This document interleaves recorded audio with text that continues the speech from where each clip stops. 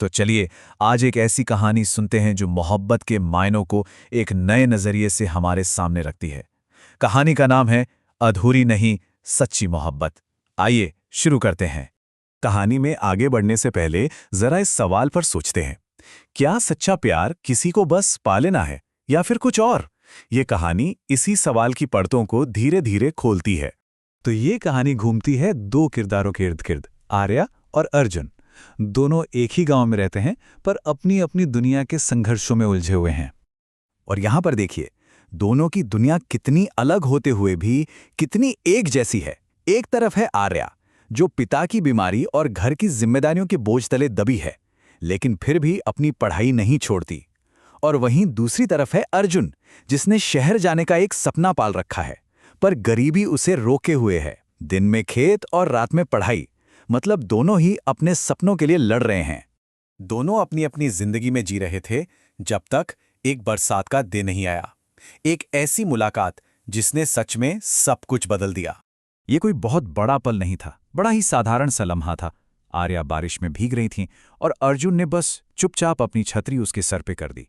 कोई बातचीत नहीं हुई, बस एक खामोश सी मदद। और बस यहीं से उनके रिश्ते की नींव पड़ गई। और जैसे जैसे उनकी दोस्ती गहरी हुई ना, वो एक दूसरे का सहारा बन गए। जब भी आर्या घर की जिम्मेदारियों से थककर टूट जाती, अर्जुन की कही ये बातें उसे हिम्मत देती थीं। वो उसकी ताकत को शायद उससे भी बेहतर पहचानता था। लेकिन ये सहारा सिर्फ एक तरफ से नहीं था। जब भी अर्जुन अपने हालातों से निराश होता, तो आर्या उसके सपनों पर अपना यकीन दिखाती। उसका ये कहना कि तुम्हारा सपना अब मेरा भी है, ये सिर्फ शब्द नहीं थे, ये एक वादा था, एक एहसास था कि वो इस सफर में अकेला नहीं है। सब कुछ बिल्कुल सही चल रहा था, पर जिंदगी अक्सर हमें एक ऐसे मोड़ पर लाकर खड़ा कर देती है जहां हमें चुनना पड़ता है। उनके सामने भी एक ऐसा ही मुश्किल मोड़ आ गया। तो देखिए, एक ही वक्त पर दो बड़ी मुश्किलें सामने आ गईं।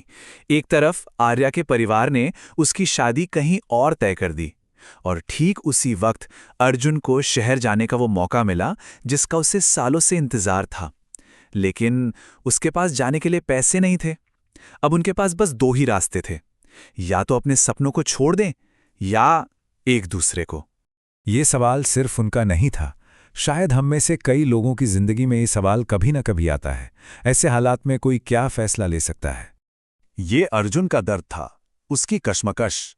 वो गांव के उसी पुराने पेड़ के नीचे खड़ा था और जानता था कि उसका कोई भी फैसला उसे कुछ खोने पर मजबूर कर देगा। एक तरफ सपनों को खोने का पछतावा था और दूसरी तरफ अपने प्यार को खोने का डर।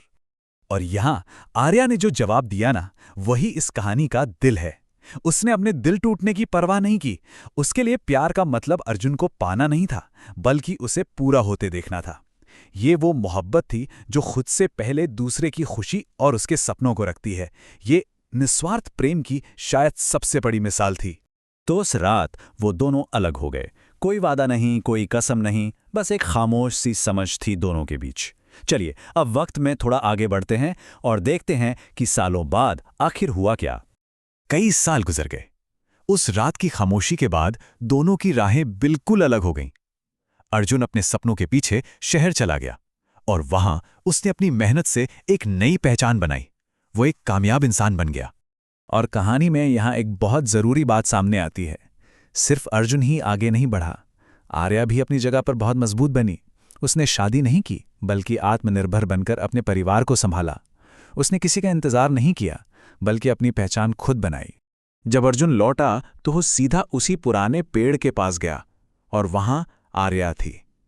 इतने सालों बाद एक दूसरे को देखकर अर्जुन के मन में बस यही एक सवाल था, क्या इतना वक्त गुजर जाने के बाद भी कोई उम्मीद बची है? और आर्या का ये जवाब, ये पूरी कहानी का सार है। उसने बताया कि जो प्यार सच्चा होता है वो वक्त के बीतने से खत्म नहीं होता, वो बस सही वक्त का इंतजार करता है।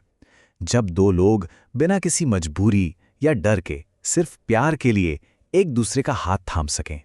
तो आखिर में ये कहानी हमें प्यार के एक बहुत ही गहरे मतलब तक ले जाती है। ये सिर्फ मिलने या बिछड़ने की कहानी नहीं है, और यही इस कहानी का सबसे शक्तिशाली संदेश है। उनके प्यार ने उन्हें तोड़ा नहीं, बल्कि उन्हें अलग रहकर भी इतना मजबूत बनाया कि जब वो दोबारा मिले तो पहले से कहीं ज्यादा मुकम्मल थे। तो अगर हम इस कहानी से सच्चे प्यार की परिभाषा निकालें तो वो यही होगी। ये किसी को बांधने का नाम नहीं है, बल्कि एक दूसरे को उनके सपनों को पूरा करने के लिए आज़ाद करने का नाम है। ये एक ऐसा प्यार है जो सामने वाले की तरक्की में अपनी खुशी देखता है, उसे अपनी सीमाओं में नहीं बांधता। ये कहानी तो यही बताती है, लेकिन क्या असल जिंदगी में भी ऐसा होता है? ये एक ऐसा सवाल है जिस पर सोचना जरूरी है।